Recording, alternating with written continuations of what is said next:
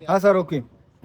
महानगरपालिकेतील इलेक्ट्रिक विभागातील कर्मचारी धीरज परदेशी हा शासकीय काम करत असताना मुकुंदनगर भागामध्ये शुक्रवारी तो 4च्या दरम्यान काम करत असताना पोलवर चढलेला असताना तेथे काही गुंड आले. त्या गुंडांनी त्याच्यावर हल्ला केला. हल्ला केल्यानंतर इतका मोठा हल्ला केला की तो बेशुद्ध अवस्थेत खाली पडला. आणि एवढं झाल्यानंतर सुद्धा तिथले कुठल्याही नागरिकांनी त्या कर्मचाऱ्याला, रक्ताच्या थरोळ्यात पडलेल्या कर्मचाऱ्याला साधं माणुसकी दाखवली नाही. उचलून त्याला त्या टेम्पोमध्ये टाकायला सुद्धा मदत केली नाही. 2 सहकारी जे होते आमचे कर्मचारी, त्यांनी त्याला बळत धरलं, कसं तरी करून हॉस्पिटलाइज केलं. म्हणजे शहरातल्या नागरिकांची सुद्धा मानसिकता पहा ना.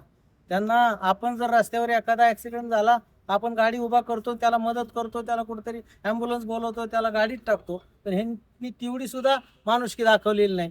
त्यामुळं शुक्रवारपासून मुकुंदनगर भागातील सर्व सेवा ह्या महानगरपालिकेच्या कर्मचाऱ्यांनी काम करण्यास बंदी घातलेली आहे. कामावर कोणी जात नाही. आणि मग आज त्याचा ज्यावेळेस इथून दवाखान्यात गेला, दवाखान्यामध्ये त्याचा तो खूप सिरियस होता. शेवटी त्याचा काल अंत झाला. 2च्या दरम्यान काहीतरी त्याचा मृत्यू झाला. त्याच्यानंतर कामगार आणि कर्मचाऱ्यांनी एक मनाशी फुंगड बाळगली की प्रत्येक वेळेस असे हल्ले होतात, पण आता जो हल्ला झालेला आहे हा जीव गेलेला आहे. आमच्या कर्मचाऱ्याचा जीव गेलेला आहे. आम्ही कुणी कामावर जाणार नाही, कुठलंही काम करणार नाही. आम्हाला पोलीस प्रोटेक्शन किंवा महापालिकेची हमी मिळाल्याशिवाय, आयुक्तांनी आम्हाला ठामपणे सांगितल्याशिवाय आम्ही कुठेही कामावर जाणार नाही. आणि त्यामुळं आज महापालिकेतील सर्व कामगार कर्मचाऱ्यांनी उत्स्फूर्तपणे बंद केलेला आहे.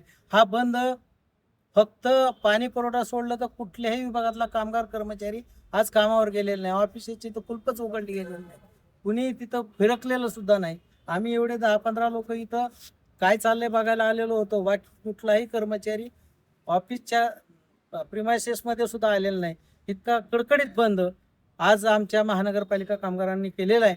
आणि इथून पुढं परत असे हल्ले होऊ नयेत, हाच त्याच्या मागचा उद्देश आहे. आमच्या युनियनची मागणी अशी आहे की धीरजसिंग परदेशी ह्याच्यावर जो हल्ला केला, ते जे कोणी आरोपी असतील ते सर्व आरोपी 1 आणि 2 आणि 3 पकडले म्हणून आमचं समाधान नाही. सर्व आरोपी पकडले पाहिजे आणि सर्वांवर कायदेशीर कारवाई झाली पाहिजे. अन्यथा हे आंदोलन बेमुदत आंदोलन चालू राहील. एवढंच या निमित्ताने सांगतो.